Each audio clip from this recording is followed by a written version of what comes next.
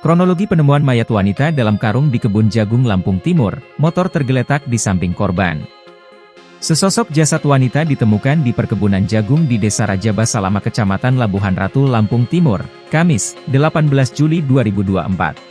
Kasat Reskrim Polres Lampung Timur, AKP Maulana Rahmat Al-Haki, mengatakan pihaknya masih melakukan identifikasi dan belum bisa menyimpulkan.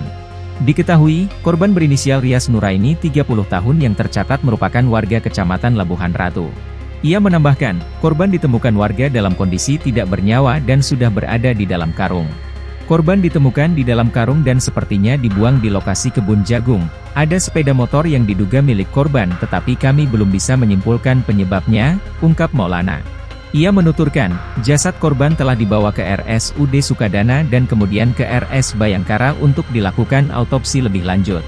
Penemuan jasad wanita itu pertama kali dilaporkan oleh Oki Pranata, warga Desa Pakuan Aji, Kecamatan Sukadana, Lampung Timur.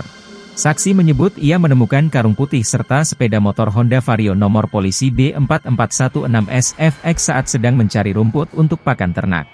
Saya melihat karung itu seperti ada manusia di dalamnya tetapi saya tidak berani membukanya, saya memberitahu teman di ladang dan akhirnya banyak orang serta polisi datang, ujar Oki. Kemudian saat karung dibuka, ternyata benar ada sesosok mayat perempuan yang berada di dalamnya. Di sisi lain, kakak kandung korban, Rianto, mengatakan bahwa adiknya pergi dari rumah pada Rabu, 17 Juli 2024, lalu. Tidak ada yang tahu jam berapa dia pergi karena orang tua sedang mencari Ramban dan WA aktif terakhir pukul 9:11 WIB, tutur Rianto. Usai menunggu hingga sore hari dan adik kandungnya tak kunjung pulang, pihak keluarga mulai melakukan pencarian namun hasilnya nihil. Baru siang tadi sekitar pukul 12 kami mendapat kabar bahwa adik saya ditemukan di ladang jagung, paparnya.